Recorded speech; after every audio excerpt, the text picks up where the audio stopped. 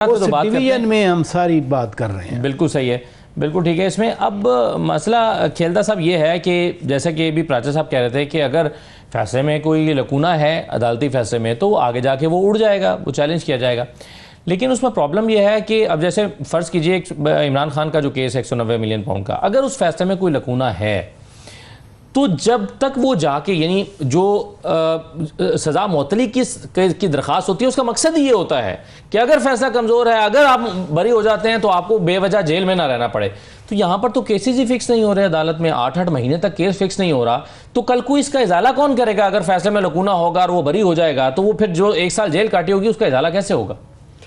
देखिए, पहली तो बात यह कि जो 9 मई के इस फैसले पे मैं बात करूं कि इसका जो मेन मुल्ज़िम है वो इमरान खान साहब है, जिनके कहने पे जो ये सियासी कारकुन थे जो एक जमात हजूम में तब्दील हो गई, जिनके पॉलिटिकल रहनुमा जो जेलों में भी है इन केसों में, और ये उनके कहने पे हुआ है और ये कुछ राज नहीं है, ये फुटेज मौजूद है। ये फैसला जो जिना हाउस है उसका भी होना है, GSQ हमले में भी होना है, और मैं समझता हूँ दुनिया के किसी भी मुल्क में, अमेरिका हो, बरतानिया हो, अगर इसी किस्म की कोई भी जमात या कोई हजूम ये कार्रवाई करता तो उनको सज़ाएं उसी वक्त आ जाती। मगर बदकिस्मती से यहाँ पे जो इंसाफ का निज़ाम था, जो मेन मुल्ज़िम था उसको गुड टू सी यू और पूरा प्रोटोकॉल देकर सुप्रीम कोर्ट से वापस कर दिया गया।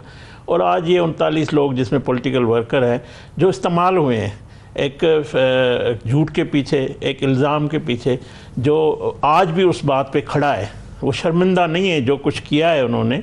मैं समझता हूँ दुश्मन भी मरे तो खुशी ना करिए। एक पॉलिटिकल जमात है, हमारी मुखालिफ जमात है, अगर वो मुखालिफ जमात हो तो हमें कोई हमारी ज़ाती दुश्मनी नहीं है PTI से। मगर ये जो हजूम में तब्दील हुआ है, ये जो 9 मई किया, फिर 26 नवंबर को या 5 अगस्त को ये करने जा रहे हैं, तो ये पाकिस्तान की सियासत के लिए, पाकिस्तान के पॉलिटिकल वर्कर के लिए कोई खुशी की बात नहीं है। मगर इंसाफ होना चाहिए। जो मैं समझता हूँ ये रियासत पाकिस्तान का मुकदमा है, ये 25 करोड़ अवाम का है, ये शोधा जिन्होंने कुर्बानियाँ दी, जिनकी तज़दीक की गई। मुझे बताएं, मोहतरमा बेनज़ीर भुट्टो शहीद हो गई पिंडी में, जो सिंध में गुस्सा गमो गुस्सा हुआ सिविलियन की प्रॉपर्टीज़ की, जो ज़ाहिर लीडर थी उसको, और इलेक्शन मॉम थी, लोग सड़कों पे थे या जुलूस में थे, जो कुछ हुआ, किसी फौजी, किसी GSQ, किसी और फौज के या पुलिस के किसी इदारे पे कोई हमला नहीं किया गया।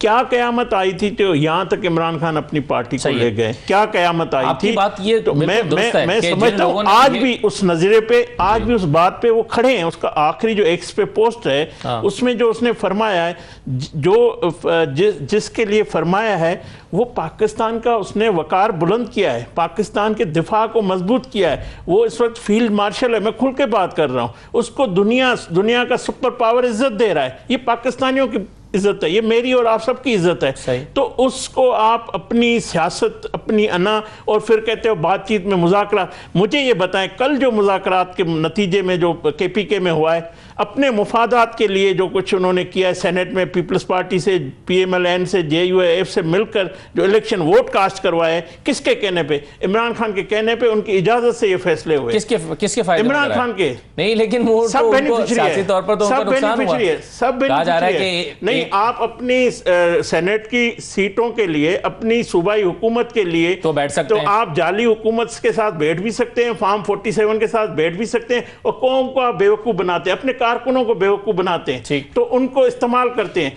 तो ये देखना चाहिए कि आप वहाँ पे बातचीत कर रहे हैं, मगर जब कौमी मामलात होते हैं, जो मुल्क के मामलात होते हैं, उस तरह आप ये लकीर खींचकर एक रेड जोन क्रॉस करके जाते हैं, तो उनके नतायज फैसलों में मैं समझता हूँ देर आया दुरुस्त आया। और जो इसका मेन मुल्ज़िम जिसने ये सब कुछ करवाया है, मैं तो समझता हूँ उसको भी, उसके खिलाफ भी फैसला होना चाहिए। आज कराए।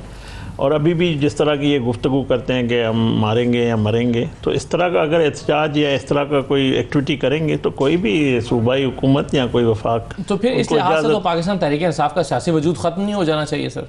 क्योंकि ज़ाहिर है अगर वो पॉलिटिकल एक्टिविटी नहीं कर सकते और वो एक हजूम है, वो एक सियासी जमात नहीं है, उनको कहीं पर जलसा करने की इजाज़त नहीं मिल सकती, तो फिर पॉलिटिकल पार्टी का वजूद ही नहीं रहना चाहिए। देखिए कानूनी तौर पे तो आज कोई वजूद नहीं है, ना इलेक्शन कमीशन में है, ना असेंबली में है। इलेक्शन कमीशन में तो है, पाकिस्तान तरीके साहब एक रजिस्टर्ड पार्टी है, रजिस्टर्ड पार्टी है, मगर उनका इलेक्शन नहीं हुआ है, सिंबल नहीं है उनके पास, सिंबल नहीं है, तो बस क्या हुआ फिर? आज जो उनके अराकीन बैठे हुए किस शक्ल में बैठे हैं? कभी कहते हैं सुन्नी काउंसिल है, कभी कहते हैं आज़ाद है, कभी कहते हैं फलान है, डी, कोई नाम ही नहीं है। ये तो यतीम हो चुकी है जमात। हुजूम जब हुई है तो यतीम हो जाएगी। हुजूम के किसी को इजाज़त नहीं होगी। मुझे बताएं जो इन लोगों ने नवाज शरीफ साहब के साथ किया, लेकिन आप देखें ना सर, कोई इनका कोई नाम नहीं है, इसके बावजूद लोगों ने इनको ढूंढ ढूंढ के 8 फरवरी को वोट डाले। ये तो हकीकत है ना, ये तो आप मानते हैं। किसी को पतीले के निशान पर, किसी को चिमटे के निशान पर, किसी को जूते के, किसी को बैंगन के, ये तो पड़े ना सर, इनका नाम कोई भी नहीं है, इसको बेनामों को वोट पड़े। इनको ये मैंडेट दिया है आप जाके जो है इदारों पे हमला करें, आप जाके इंतशार करें, आप पाकिस्तान को कमज़ोर करें। इसके लिए इनको मैंडेट मिला है, नहीं दिया है ना।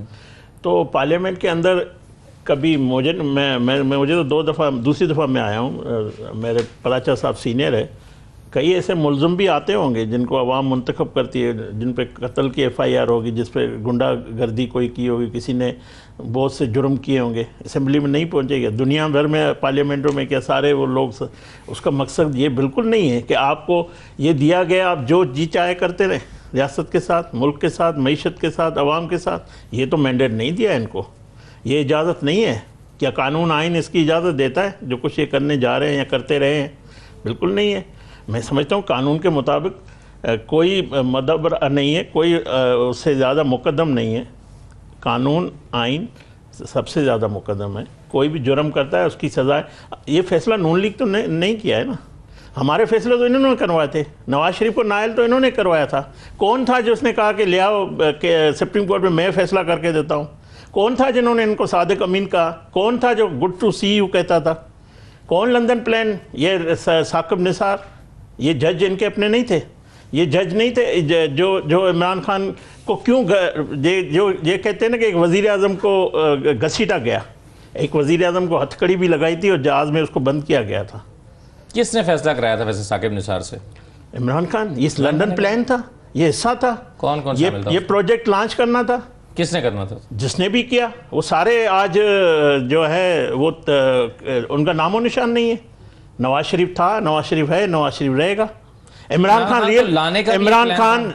खान रियलाइज करे, कौम को बताए कि ये मैंने किया है, ये मैंने सियासी गलतियां की है, ये मैंने मुल्क के साथ किया है। क्या उसकी अना, क्या उसकी सियासत, क्या उसका तकब्बुर इस मुल्क से ज़्यादा है? 25 करोड़ आवाम से ज़्यादा है। आपको सरेंडर करना होगा। सरेंडर करेंगे, रास्ते निकलेंगे। ठीक है, सरेंडर करना होगा।